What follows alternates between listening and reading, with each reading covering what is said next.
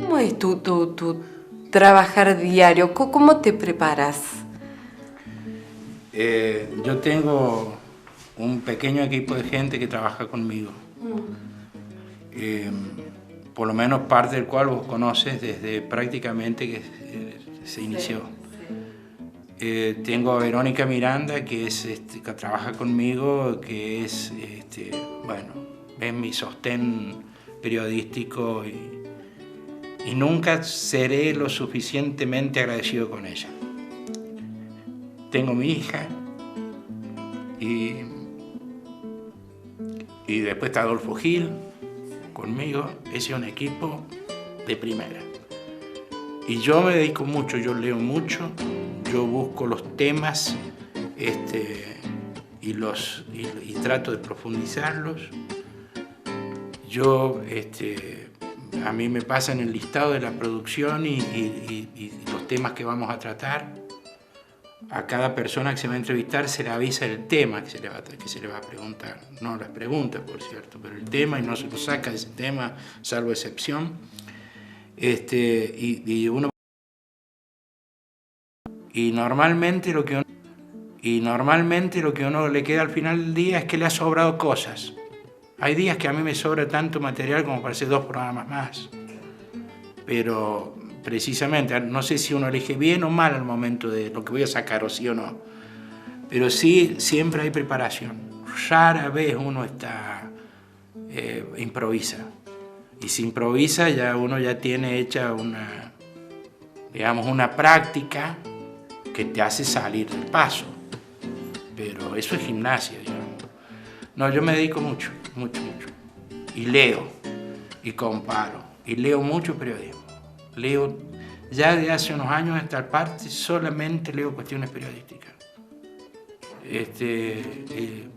Me apasiona todo lo que es la nueva corriente, pero yo no me he plegado a la nueva corriente. Pero lo sigo apasionadamente. Me encanta el periodismo escrito, que no lo hago, pero es lo que a mí me ha gustado y me he fundido en eso. Y entonces leo mucho las formas de comunicar, de cómo hacerlo mejor. No sé si lo logro hacer o no, porque yo creo que yo también tengo una modalidad, pero todas esas cuestiones yo las veo y las veo con dedicación. Y en cuanto a la información y sobre lo que se va a tratar y lo que se va a preguntar, me parece de respeto a la audiencia y de respeto al entrevistado, ir sabiendo lo elemental, por lo menos. La radio me apasiona también. Hay que estar en la radio. Entrar al estudio de radio, uno no sabe quién tiene al otro lado, pero como uno también ha sido oyente, uno sabe lo que significa la radio como compañía y las cosas que pasan, que se dicen a partir de la radio. La radio, además, por ser inmediata, es maravillosa. La televisión me parece muy interesante, pero no es lo que más me atrae. Pero vos tuviste tu experiencia en televisión. Sí, me fue muy bien en televisión, pero lo mío es la gráfica. Eso es lo que a mí me gusta, realmente. Y si pudiera hacer gráfica, no sé, habrá que buscar la forma ahora, a lo mejor a través de la web, ya que la cuestión gráfica es muy cara, ¿no? Y aparte es casi imposible sostener en San Luis, salvo en determinadas condiciones. Pero la gráfica es lo que me apasiona. Es muy lindo. ¿Qué es lo que sentís en el desarrollo cuando te pones a escribir ahí? Porque uno cuando logra escribir y logra contar bien la historia, y el hecho de que la puedes revisar y buscar cambiar la ubicación de párrafos. Cuando estás en radio empezaste a contar una cosa y lo que dijiste, ya no lo podés pasar para atrás. Y si no, pero acá tengo más impacto si yo este párrafo lo pongo o lo cuento de tal manera, ¿no es cierto? La gráfica es lo que más me ha gustado, me gusta todo. Por ahí escribí en alguna oportunidad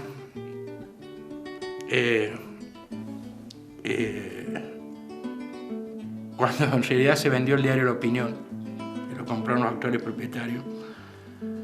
Yo escribí una nota en la que, bueno, cuento cuestiones muy personales mías de mis inicios periodísticos, pero de lo que hablo es del olor y de los ruidos, digamos, de los viejos talleres de imprenta, que ya no lo tienen, porque ahora las linotipos no están más.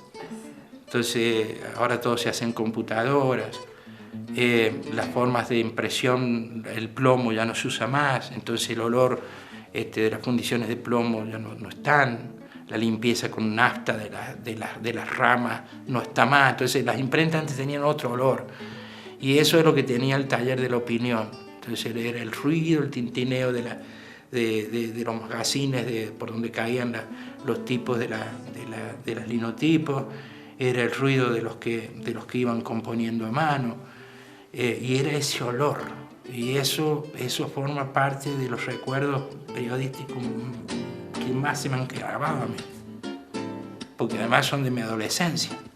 Cuando vos transitas tu carrera, ¿no? Y decís, bueno, está bien, está el sacrificio de mi familia, mis hijos que han crecido, pero en esto seguís. Y sí, sigo, pero además hay otra cosa. A mí me ha tocado ser, para bien o para mal, cronista de una época excepcional en San Luis. ¿Está bien? Me parece que si me parece que en pocos momentos de la historia de San Luis se han dado las situaciones de dejar la primera versión de la historia como la tenemos de una época a esta parte. Tal vez también por eso me gustaba más el periodismo gráfico. Yo he vivido apasionadamente, por una cuestión de la actividad periodística y porque me interesaba, pero he vivido apasionadamente toda esta época de la vida democrática en San Luis. Yo vuelvo a la actividad periodística permanente en 1988, tras el primer turno de gobierno de la vida democrática. Y cuando se empieza a vivir en San Luis el proceso de transformación histórico que hay. Esto no obsta en nada a las posiciones que he sostenido siempre respecto de las formas de gobernar y respecto a las críticas. Pero, ¿cuántos cronistas hemos podido vivir esta época de un cambio tan profundo como el que se ha dado en San Luis? Entonces, también ver cómo es la evolución de los hechos que uno empezó a vivir o que uno vive desde sus inicios y en qué ha venido terminando, podérselo explicar. Y cuando vos contás cosas, poder dar los antecedentes porque uno los tiene frescos, sabe dónde encontrarlos rápidamente y se los tiene que ratificar y poderlos decir.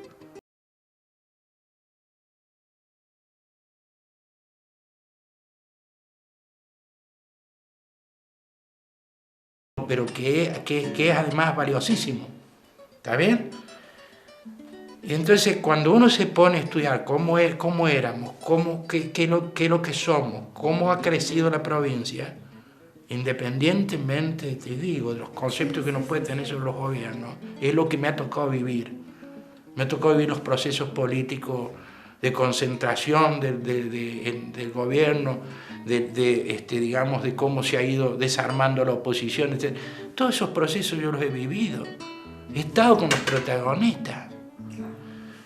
Por eso hay algunos trabajos inéditos, a lo mejor los puedo rearmar, en algún caso rearmar y en otro, pero me parece que eso tiene que quedar plasmado en términos periodísticos. La historia pasa por tus manos. Y hay veces que te cuesta hacer entender que uno es periodista, no es más que periodista, y que lo único que le importa, por lo menos a mí, lo único que me importa es el periodismo, ¿no?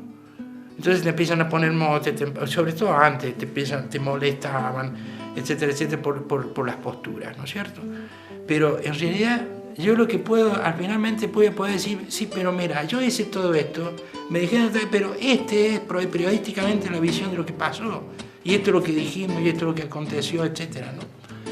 Entonces, me han pasado, es cierto lo que vos me decís, pero además creo que las circunstancias históricas en que se dio mi carrera periodística, el contexto en el que yo tuve que trabajar, también ha sido excepcional. Entonces, ¿cómo no vivirlo apasionadamente? Eso es lo que ha pasado.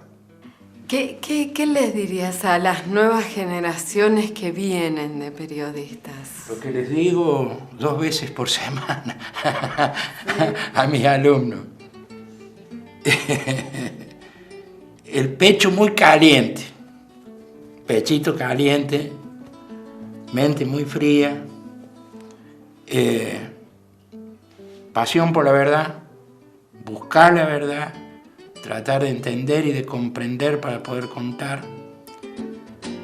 Es un tremendo compromiso, nada más que con el público. No hay más compromiso, el compromiso mayor es con el público. No es con el medio, no es con el dueño del medio, no es con el gobernante de turno, es con el público. Y ganas de contar las cosas, curiosidad. Pero fundamentalmente eso, ¿no? Buscar la verdad e indignarse ante la injusticia. Periodista que no se indigna ante las cosas que están mal no puede ser periodista. Por eso es que hablo tanto del pecho caliente. Pechito caliente, mente fría. Gracias. De nada.